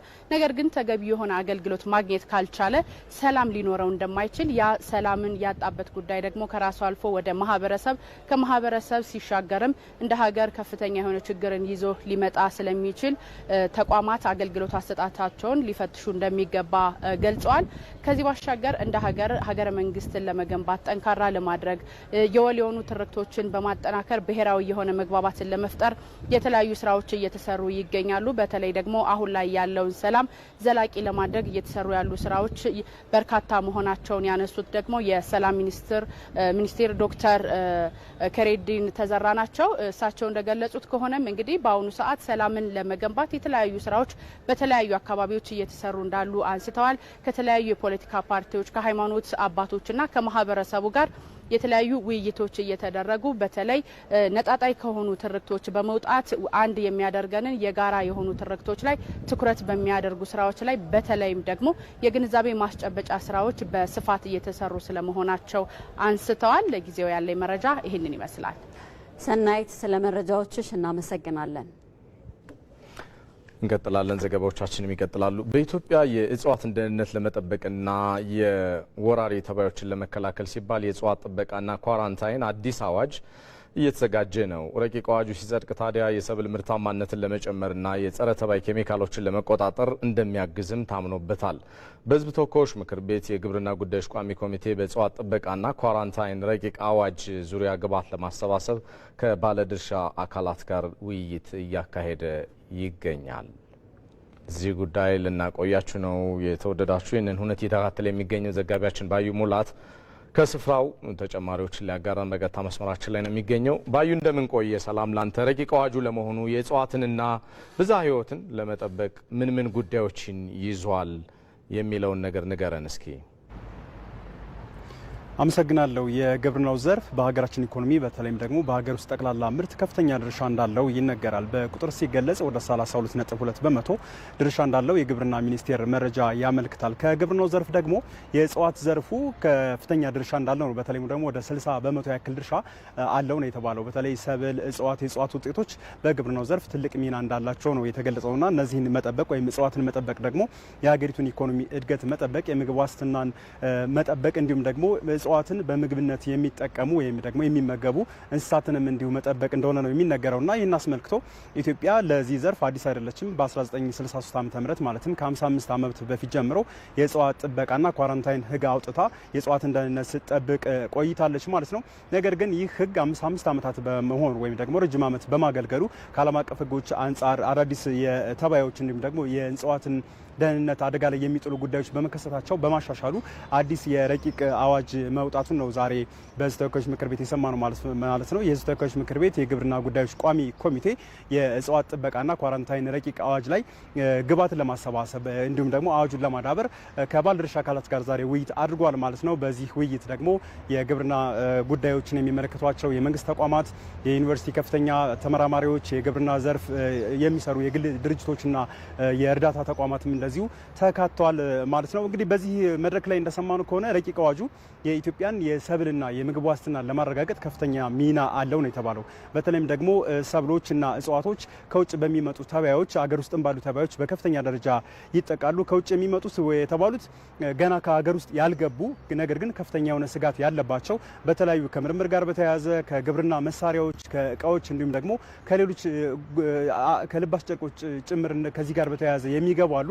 ሀገር ውስጥ ያሉ ደግሞ ያልተስፋፉ በአንድ አካባቢ ያሉ ነገር ግን ስጋትነታቸው ያለባቸው ወይም ደግሞ የመስፋፋት አደጋ ያላቸው አሉ። እነዚህ ለመቆጣጠር እንደሚያስፈልግ ነው የተገለጸው። በዚህ በረቂቅ አዋጁ የተባዮችን ለመከላከል ቁጥጥር ማድረግ አስቀድሞ የመቆጣጠር ምርመራ የማድረግ ጉዳዮች በሕግ ደረጃ እንዲደነገግ ነው የተገለጸው ማለት ነው። እንግዲህ ከዛ ባለፈ ደግሞ ከውጭ የሚመጡ የምርምር ግብዓት የሚሆኑ ጉዳዮችን ኬሚካሎችንም ጭምር ለመቆጣጠር እንደሚያስፈልግ ነው የተገለጸው። በዚህ በድንጋጌ ተቀምጧል። እንግዲህ ባለድርሻ አካላትም ተወያዮችም በተለይም ደግሞ እነዚህን አደጋ የሚጥሉት ተባዮችና ኬሚካሎችን ያመጡ ግለሰቦች ወይም ደግሞ አደጋ የፈጠሩ ግለሰቦች የሚቀጡበት በአዋጅ ውስጥ መካተት አለባቸው የሚል ነገር አንስተዋል። የሕዝብ ተወካዮች ምክር ቤት የግብርና ጉዳዮች ቋሚ ኮሚቴ ሰብሳቢው አቶ ሰለሞን ላሌም የሕግ ጉዳዮችን በመደበኛው ሕግ ወይም ደግሞ በመደበኛ ሕግ ሊዳኙ እንደሚችሉ ተገልጿል። ነገር ግን ማሰባሰብ ወይም ደግሞ ማካተት የሚያስፈልግ ጉዳይ ካለ ወደፊት ታይቶ ተጨማሪ አንድ የውይይት መድረክ ተዘጋጅቶ ከዛ በኋላ ይጸድቃል የሚል መነሻም ወይም ደግሞ ሀሳብም ሰጥተዋል። ባልደረባችን ባየ ሙላት በቀጥታ መስመራችን መረጃዎችን ስላጋራህ እናመሰግናለን። ሰናይ ቀን ይሁንልህ። ከቀጥታ ጉዳዮቻችን ባለፈ ወደ ሌሎች ዜናዎቻችን እናልፋለን። የማርበርግ ወረርሽኝ ስርጭትን ለመቆጣጠርና በሽታውን ለመከላከል የሚደረገው ጥረት ተጠናክሮ መቀጠሉን የጤና ሚኒስቴር አስታወቀ። ሚኒስቴሩ ከኢትዮጵያ ሕብረተሰብ ጤና ኢንስቲትዩት ጋር በመሆን የበሽታውን አሁናዊ ሁኔታ አስመልክቶ መግለጫ ሰጥቷል። በመግለጫውም በሽታው መከሰቱ ከታወቀበት ጊዜ ጀምሮ የክትትልና የልየታ ስራዎች እየተሰሩ ስለመሆናቸውም አሳውቋል። በመሆኑም እስከ ዛሬው ዕለት የተለያዩ ምልክቶች ታይቶባቸው 73 ሰዎች ምርመራ ተደርጎላቸው 11 ሰዎች ቫይረሱ ተገኝቶባቸዋል ብሏል ሚኒስቴሩ። ከነዚህ ውስጥም 6 ሰዎች ህይወታቸው ያለፈ መሆኑንና 5 ሰዎች በሕክምና ላይ ይገኛሉ ተብሏል። የወረርሽኙን ስርጭት ለመከላከል የሚያስችሉ ልምዶችንና ለሕክምና አገልግሎት የሚሆኑ መድኃኒቶችን ከዚህ በፊት በሽታው ከተከሰተባቸው ሀገራት በማምጣት የሕክምና አገልግሎት እየተሰጠ ስለመሆኑም በመግለጫው አሳውቋል። እንደ ሪፖርተራችን ዮሐንስ ፈንታው ዘገባ የቫይረሱን ስርጭት ለመቆጣጠር የሚያስችሉ ስራዎችም ከባለድርሻ አካላት ጋር በትብብር እየተመሩ መሆናቸውን የጤና ሚኒስትሯ ዶክተር መቅደስ ዳባና የኢትዮጵያ ሕብረተሰብ ጤና ኢንስቲትዩት ዋና ዳይሬክተር ዶክተር መሳይ ኃይሉ ተናግረዋል። የመንግስት ተቋማት የአገልግሎት አሰጣጥ መሻሻል ለዘላቂ ሰላም መረጋገጥ የላቀ ድርሻን እንደሚወጣ ይታመናል። ከጉዳዩ ጋር በተያያዘ በወልዲያ ከተማ ለህብረተሰቡ የሚቀርቡ አገልግሎቶችን በማዘመን የተገልጋይ እርካታን ለማረጋገጥ እየተሰራ ስለመሆኑ ደግሞ የከተማ አስተዳደሩ አስታውቋል። ራሄል ፍሬው ዘጋቢያችን ተከታዩን አድርሳናለች። በጉዳዩ ዙሪያ ወልዲያ ከተማ የአገልግሎት ሰጪ ተቋማት የዘመንና ቀልጣፋ አገልግሎት በመስጠት ላይ መጓደል ስለመኖሩ ተገልጋዮች ያነሳሉ። ረጅም ጊዜ ማጉላላት፣ በአጭሩ ውሳኔ አለመስጠት፣ መግፋት፣ በስልጣኑ ያገኘውን መብቱን ተጠቅሞ ለህብረተሰቡ ቀላል፣ ቀልጣፋ፣ ተደራሽ የሆነ ውሳኔ በመስጠት በኩል በአንዳንድ ተቋሞች ላይ ከፍተኛ ቅሬታ የሚያቀርብበት ሁኔታ ስላለ ይህ መስተካከል አለበት የሚል እምነት አለ። ማህበረሰቡ ከመንግስት የሚፈልጋቸው አገልግሎቶች ያለ እጅ መንሻ በፍትሐዊነት መቅረባቸው የመንግስትን ተአማኒነት የሚያሳድግና ከማህበረሰቡም ጋር የሚያቀራርብ ብሎም ለሰላም መረጋገጥ የራሱ ድርሻ እንደሚኖረው በማመን የአገልግሎት አሰጣጡን ለማሻሻል እንደሚሰሩ የመንግስት ሰራተኞች ያነሳሉ። ህዝቡ ልማት ከተረጋገጠለት፣ የመልካም አስተዳደር ችግሩ ከተፈታለት ከመንግስት የሚጠበቀውን ካገኘ ችግር እንዲፈጠር አይፈለግምና ስለዚህ ለዚህ ደግሞ የመንግስት ሰራተኛው ከፍተኛ ሚና እንዳለው ያው ግልጽ ነው ማለት ነው። ህዝቡ ተገቢውን አገልግሎት ሲያገኝ ከመንግስትም ጎን የመቆም ልማቱን የመደገፍ ጥያቄን ይፈታልኛም ብሎ ተስፋ የማድረግ በመንግስት ሰራተኛው እምነት የመጣል ሁኔታዎች ይፈጠራሉ ብዬ አስባለሁ እና የመንግስት ሰራተኛው ለሚያገለግለው ማህበረሰብ በግልጸኝነትና በታማኝነት ተገቢውን አገልግሎት መስጠት አለበት ብዬ አስባለሁ። የወልዲያ ከተማ አስተዳደር የአገልግሎት ዘርፉ ላይ የሚታዩ ችግሮችን በመቅረፍ የተገልጋይ እርካታን ማጎልበትን ያለመ የምክክር መድረክ አዘጋጅቷል። አገልጋይነትና የሰላም ዘብ የመንግስት ሰራተኛ ለሁለንተናዊ ምርታ በሚል መሪ ሀሳብ በተዘጋጀው መድረክም በየደረጃው የሚገኙ የመንግስት ሰራተኞች ተሳትፈዋል። ውይይቱን የመሩት የወልዲያ ከተማ አስተዳደር ተቀዳሚ ምክትል ከንቲባ ዱባል አብራሬ መድረኩ የተቋማትን አገልግሎት አሰጣጥ ለማሻሻል የሚያስችል ግብዓቶች የተገኙበት ነው። የተበላሹ አሰራሮች ካሉ ፊት ለፊት እየታገለ ያለ ይመለከተኛል የኔ ጉዳይ ነው ብሎ የሚያስብ የመንግስት ሰራተኛ የተፈጠረበት ከተማ አስተዳደር ነው። ይህ በመሆኑ በልማቱ የተሻለ እንቅስቃሴ ውስጥ ገብተናል። አገልግሎት አሰጣጣችንም ቢሆን ከፍተኛ እድገት አለው።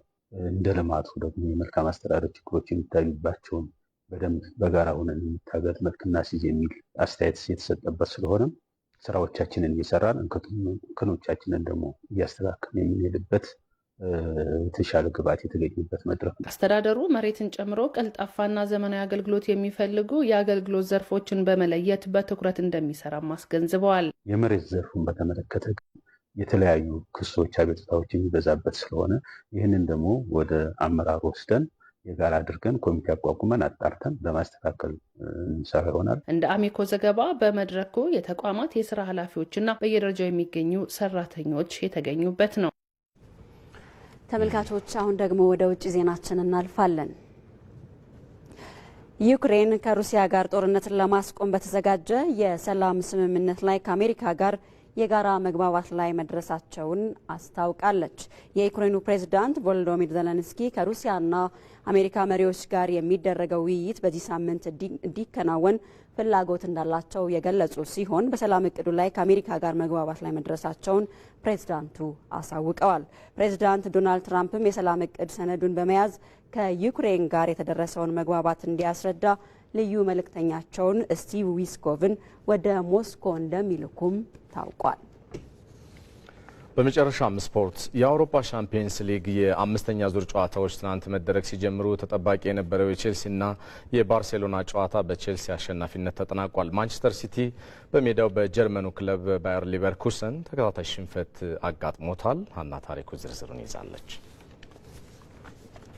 የአውሮፓ ሻምፒየንስ ሊግ የአምስተኛ ዙር ጨዋታዎች ከትላንት ጀምረው መደረግ ሲጀምሩ ተጠባቂ የነበረው የቼልሲና የባርሴሎና ጨዋታ በቼልሲ አሸናፊነት ተጠናቋል። በስታንፎርድ ብሪጅ 100ኛ የሻምፒየንስ ሊግ ጨዋታውን ያደረገው ቼልሲ ባርሴሎናን 3-0 ረትተዋል። ጁል ኩንዴ በራሱ ላይ እንዲሁም ስቲቫኦ እና ሊያም ዴላፕ ቼልሲን አሸናፊ ያደረጉ ግቦች ያስቆጠሩ ተጫዋቾች ናቸው። በትላንቱ ጨዋታ በካታሎኑ ክለብ በኩል 44ኛው ደቂቃ ላይ ሮናልድ አራሆን በሁለት ቢጫ ካርድ ከሜዳ ለመሰናበት ተገደዋል። ለ19ኛ ጊዜ የተገናኙት ሁለቱም ክለቦች የትላንቱን ውጤት ተከትሎ ቼልሲ 7 ጊዜ በማሸነፍ የበላይነት እንዲኖረው አስችሏል። በዘንድሮ የውድድር ዓመት ቼልሲ በአውሮፓ ሻምፒየንስ ሊግ 3ኛ ድሉን ሲያስመዘግብ የስፔኑ ክለብ ባርሴሎና በአንጻሩ ለሁለተኛ ጊዜ ተሸንፏል። ለኔ የዛሬው ጨዋታ ማሸነፋችን በጣም ትልቅ ድል ነው፣ በተለይ ተጋጣሚያችን ባርሴሎና ስለነበር። ነገር ግን ይሄ እኛ ምን አይነት ቡድን እንደሆንንና ምን ማሳካት እንደምንችል ያሳየንበት ነው። በእርግጥም የዛሬው ጨዋታ በጣም አስፈላጊ ነበር። በማሸነፋችን በጣም ደስ ብሎኛል። ነገር ግን ቀጣዩ ጨዋታችን ከባድ ስለሚሆን አትኩሮታችን ወደ ቀጣዩ ጨዋታ አድርገናል ሲል ኢንዞ ማሬስካ ከጨዋታው መጠናቀቅ በኋላ በሰጠው ሀሳብ ተናግሯል። በሌላ የምሽቱ ተጠባቂ ጨዋታ ማንቸስተር ሲቲ በሜዳውና ደጋፊው ፊት በባየር ሊቨርኩሰን 2-0 ተሸንፏል። ግሪማልዶና ሼክ የጀርመኑን ተወካይ ባየር ሊቨርኩሰንን አሸናፊ ያደረጉ ግቦች ያስቆጠሩ ተጫዋቾች ናቸው። በሳምንቱ መጨረሻ በእንግሊዝ ፕሪሚየር ሊግ በኒውካስል የተሸነፈው ማንቸስተር ሲቲ ትላንትም በአውሮፓ ሻምፒየንስ ሊግ ሁለተኛ ተከታታይ ጨዋታውን ሽንፈት ገጥሞታል። ፔፕ ጋርዲዮላ ከጨዋታው መጠናቀቅ በኋላ በሰጡት አስተያየትም አዎ በጨዋታው ላይ ብዙ ለውጦች ነበሩ። በጣም ረዥም ሲዝን ነው። በየጊዜው በ2 እና 3 ቀናት ልዩነት ጨዋታዎች ነበሩን። እናም ሁሉም ተጫዋቾች መሳተፍ ነበረባቸው። እናም ለማሳተፍ ሞክረናል። ውጤቱ ያልተጠበቀ ነው። በእርግጥም በሆነውም ሁሉ የቻልነውን ያህል ያቅማችንን ሞክረናል። እነሱ በጣም ጥሩ ቲም ነበሩ።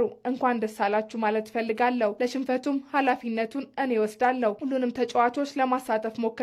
አንዳንዶች ከ4 እስከ 7 ያህል ጨዋታዎች ላይ አለመሳተፋቸው ከባድ እንደነበር አምናለሁ ሲል ተናግሯል። በሌላ ጨዋታ ማርሴ በፒየር ኤምሪክ ኦባሚያንግ 2 ግቦች ኒውካስል ዩናይትድን 2-1 አሸንፏል። ቫርነስ ደግሞ የኒውካስልን አንድ የማስተዛዘኛ ግብ ያስገኘ ተጫዋች ነው። ቤኔፊካ አያክስን 2-0፣ ቦሩሲያ ዶርትመንት ቪያሪያልን 4-0 ሲያሸንፍ፣ ጁቬንቱስ ቦዶን 3-2፣ ናፖሊ ካራባግን 2-0 እንዲሁም ሮያል ዩኒየን ጋላታሳራይን 1-0፣ ስላቫ ፕራጋ ከአትሌቲክ ቢልባኦ 0-0 የተለያዩበት ሌሎች የትላንት የአውሮፓ ሻምፒየንስ ሊግ ጨዋታዎች ናቸው። ተመልካቾች 6 ሰዓት የጀመረው ዜና ኢትዮጵያ ከመላው ኢትዮጵያ በሁለት ምዕራፎች የተለያዩ ጉዳዮችን ወደ እናንተ እያደረሰ እዚህ ላይ ተጠናቀቀ። ነጻነት ፍቅሩን የሰለሞን ኃይለ ኢየሱስ ዜና ኢትዮጵያን እየመራን ቆይተናል። ዳይሬክተራችን ገዛኸኝ አብረውን ነበር። ዛሬ መታሰቢያ ደረጃ አዘጋጁ፣ የካሜራ ባለሙያዎች፣ የቴክኒክ ክፍል ተቆጣጣሪ መሐንዲሶች አብረውን ነበሩ። በጥራት ወደ እናንተ እንድንደርስ እናመሰግናለን። የተወደዳችሁ መልካም ቀን ይሁን።